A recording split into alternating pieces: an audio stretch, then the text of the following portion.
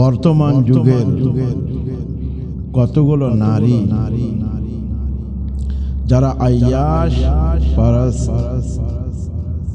যারা আরাম পারস, ওই সমস্ত নারীরা হযরত মা ফাতেমা রাদিয়াল্লাহু তাআলা আনহার চরিত্রকে সামনে রেখে চরিত্রবান হওয়া উচিত। হযরত ফাতেমা রাদিয়াল্লাহু তাআলা আনহা যে রকম ভাবে হযরত আলীর খিদমত করতেন, বাড়ির সমস্ত কাম কাজ করতেন, তার হাতে ছালা পড়ে যেত, দাগ হয়ে যেত। তাই ওই সমস্ত নারীরা এই পবিত্র হাদিসকে অবশ্যই ফলো করে, অবশ্যই যেন শুনে আর তার থেকে যেন জ্ঞান অর্জন করে। আসুন পবিত্র হাদিসে পাক আবু দাউদ শরীফ হাদিস নম্বর হচ্ছে 1221। একদিন মা ফাতেমা রাদিয়াল্লাহু তাআলা আনহা নবী মুস্তাফার দরবারে গেলেন, বললেন, ইয়া রাসূলুল্লাহ, ইয়া হাবিবাল্লাহ, বাড়ির কাম কাজ করতে খুবই কষ্ট হচ্ছে, ইয়া রাসূলুল্লাহ, আমাকে একটা খাদেমের ব্যবস্থা করে দিন। নবী মুস্তাফা আলাইহিস সালাতু সালাম বললেন, হে ফাতেমা, তোমার কি অবস্থা, তোমার কি অসুবিধা হচ্ছে, তার জন্য তুমি খাদেমা নেবে? হযরত মা ফাতেমা বললেন, ইয়া রাসূলুল্লাহ, আমি যখন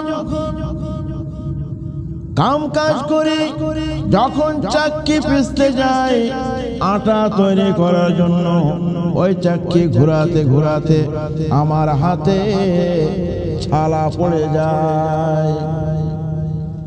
তারপরে যখন আমি পানি নিয়ে আসতে যাই, পানি বইতে বইতে আমার অসুবিধা হয়ে যায়, বুকের মধ্যে একটা যেন ব্যথা হয়ে যায়, ইয়া রাসূলুল্লাহ। তারপরে যখন বাড়ির ঘরগুলো ঝাড়ু দিই, যখন ঝাড়ু দিতে দিতে দেখা যায় আমার কাপড়গুলো ময়লা হয়ে যায়। রাসূল আকরাম আলাইহিস সালাতু সালাম বললেন, ও ফাতেমা, এই দুনিয়াতে যদি কষ্ট করো তাহলে নিশ্চয় কিয়ামতের দিন তুমি আরাম পেয়ে যাবে। রাসূল আকরাম আলাইহিস সালাতু সালাম নিজের মেয়েকেও একটা খাদেমার ব্যবস্থা করে দিলেন না? আমার নবী কি পারতেন না? অবশ্যই পারতেন।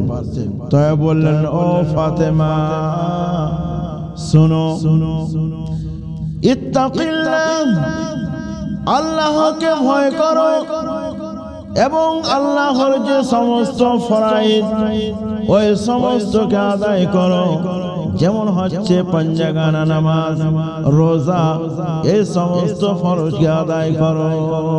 তারপরে ও ফাতেমা, যখন তুমি বিছানায় যাবে, ঘুমাতে যাবে, আমি তোমাকে এমন একটি আমল বলে দিচ্ছি, ওই আমলটি যদি করে নাও তাহলে তুমি নেকিও পাবে।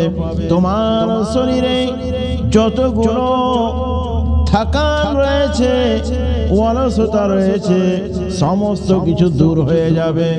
রাসূল আকরাম আলাইহিস সালাতু সালাম বললেন, ও ফাতেমা, শুনো, যখন তুমি ঘুমাতে যাবে তখন 33 বার সুবহানাল্লাহ পাঠ করবে, 33 বার আলহামদুলিল্লাহ পাঠ করবে, আর 34 বার পাঠ করবে আল্লাহু আকবার। এই আমলটি তুমি অবশ্যই করবে। বোঝা গেল এই পবিত্র হাদিস দ্বারা এই জিনিসগুলো যদি পাঠ করে ঘুমানো যায় তাহলে নেকিও পাওয়া যাবে আর শরীরের সমস্ত কিছু অলসতা দূর হয়ে যাবে। তাহলে অবশ্যই এই যুগের মা বোনেরা এই হাদিসটিকে ফলো করুন, এই হাদিসকে অবশ্যই শুনবে আর তার প্রতি আমল করার চেষ্টা করবে। নাম তো রেখে দিচ্ছ ফাতেমা, কিন্তু ফাতেমার মতো চরিত্র হয় না। নাম হচ্ছে ফাতেমা, কিন্তু দেখা যাচ্ছে মাথার কাপড় থাকে না, চুল দেখিয়ে বেড়াচ্ছে, বেপর্দা হয়ে ঘুরছে। নাম রেখে দিচ্ছে আয়েশা, কিন্তু আয়েশার মতো চরিত্র হচ্ছে না, দেখা যাচ্ছে উলঙ্গ ঘুরতেছে, কাপড় পরে হোক মনে হচ্ছে উলঙ্গ। অবশ্যই এইগুলো করতে যাবেন না। যদি নাম রাখেন মা ফাতেমা, নাম রাখেন আয়েশা, তাহলে ওনাদের চরিত্র যেমন ছিল একটুকু নিজের মধ্যে ঢুকানোর চেষ্টা করবে।